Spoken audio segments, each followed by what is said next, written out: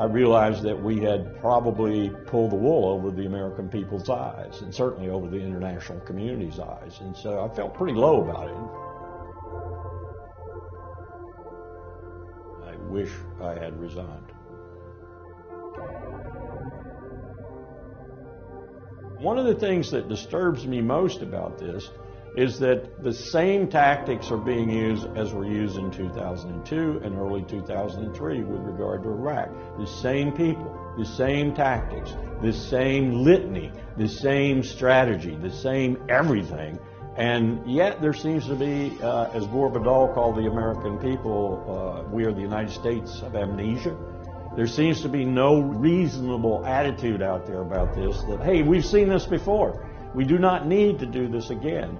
We've been at war for 17 years now, but that's the problem we have in this country.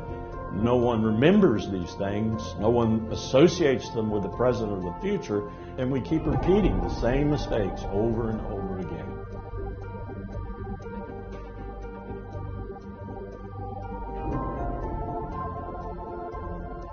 Indeed, the facts and Iraq's behavior show that Saddam Hussein and his regime are concealing their efforts to produce more weapons of mass destruction.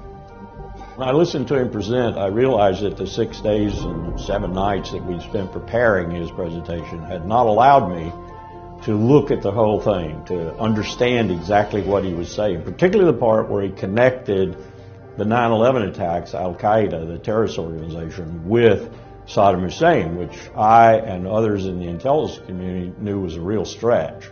So this was bogus information we were putting out at the United Nations, and Richard Cheney, the Vice President, and George Tenet, the DCI, knew that it was bogus information and never told the Secretary of State. It was one of the lowest points, if not the lowest points, in my professional life. And Powell has said I shall ever be remembered for that moment at the United Nations talking about Iraq's WMD. I suspect he's right. My fellow citizens, at this hour, American and coalition forces are in the early stages of military operations to disarm Iraq, to free its people, and to defend the world from grave danger. This decision in 2003 to invade Iraq will be ever interpreted by historians as a catastrophic strategic mistake. What we did when we invaded Iraq was violate 40-plus years of U.S. foreign and security policy. We destroyed the balance of power in the Persian Gulf.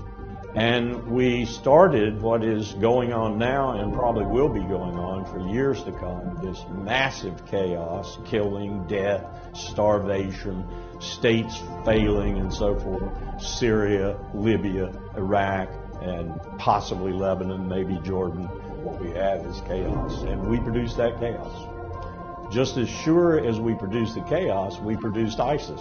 We produced all of this by that really unwise decision in 2003 to invade Iraq.